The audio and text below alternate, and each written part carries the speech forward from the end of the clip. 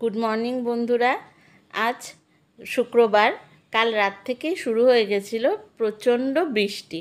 আর বৃষ্টি মানে স্পেশাল কিছু আইটেম তো করতেই হবে, সে যাই হোক। তো চললো প্ল্যানিং কি খাওয়া যায়। তো কর্তামশাইয়ের আবদার হলো চলো আজ মটন বিরিয়ানি খাই, অনেক দিন খাওয়া হয় না, চলো তাই হবে। তো সেই বৃষ্টি মাথায় নিয়েই চলে গেল মটন কিনতে। আর আমি এইদিকে ঘরের কাজগুলো ততক্ষণে সেরে নিলাম। স্নান করে প্রথমেই পুজোটা দিয়ে নিচ্ছি। পুজোটা সকাল সকাল হয়ে গেলে মনে হয় যেন অনেক বড় একটা কাজ আমার সারাদিনের হয়ে গেল। তো ঠাকুরকে সকালবেলায় আমি পুজো দিয়ে সারলাম। তারপরে 1 কাপ লিকার চায়ের সাথে দিনটা শুরু হলো। চা এবং কেক দিয়ে ব্রেকফাস্টটা সেরে নিলাম। তারপরে রান্নার তোড়জোড় সব গুছিয়ে নিয়ে বসিয়ে দিলাম বিরিয়ানি।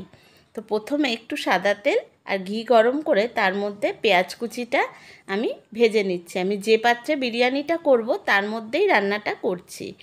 পেঁয়াজটা যখন বেরেস্তা হয়ে গেল আমি তার মধ্যে আদা রসুনের যে ছেঁকে রাখা জলটা সেটা দিয়ে দিলাম, ও এমনি জল কিছুটা পরিমাণ মতন দিয়ে দিলাম গ্রেভির জন্য। তার মধ্যে আমি হলুদ গুঁড়ো, কাশ্মীরি লঙ্কার গুঁড়ো, 1 প্যাকেট বিরিয়ানি মশলা আর বেশ খানিকটা নুন দিয়ে জলটা বসিয়ে দিলাম। এরপর মটনটা ধুয়ে নিয়ে আমি ওই জলের মধ্যেই মটনটাও দিয়ে দিলাম।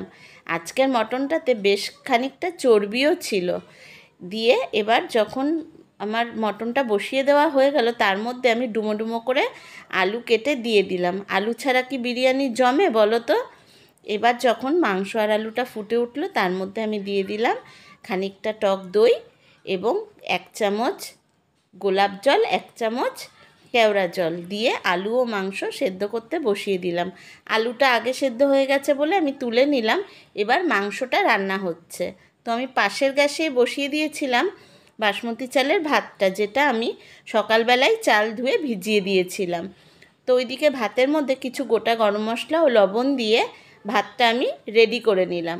আর একটা বাটিতে একটু দুধ জাল দিয়ে সেই দুধে খানিকটা কেশর দিয়ে ভিজিয়ে রাখলাম। তো মাংস থেকে খানিকটা গ্রেভি আমি তুলে নিয়েছি, নিয়ে দেখো এই রকম ঠিক রেখেছি গ্রেভিটা নিচে। তো এর ওপর আমি এবার লেয়ারিং করব। তো তার জন্য যেই আলুটা আমার মাংসের থেকে তুলে রেখেছিলাম সেই আলুটা আবার মাংসের মাঝখানে মাঝখানে দিয়ে সাজিয়ে দিলাম। দিয়ে ওপর থেকে আমি দিয়ে দিলাম বেশ কিছুটা ভাত, যেটা আমি পাশের গ্যাসে রান্না করে একটা ঝাঁঝরির মধ্যে মাঠটা ঝরিয়ে রেখেছিলাম। সেই ভাত খানিকটাই মাংস আলুর ওপর দিয়ে দিয়ে দিলাম, দিয়ে একটা হাতা দিয়ে বেশ করে সমান করে দিলাম। এতে লেয়ারটা সুন্দর হবে। এবার আমি ওপর থেকে দিয়ে দেব যেই গ্রেভিটুকু আমি তুলে রেখেছিলাম মাংসর ঝোলটা, সেই গ্রেভিটুকু এবার আমি ওপর দিয়ে একটু ঘুরিয়ে ঘুরিয়ে ছড়িয়ে দেব ভাতটার ওপর দিয়ে। দিয়ে এটা আমি সেকেন্ড লেয়ার দেব, সেই জন্য এইভাবে সাজাচ্ছি।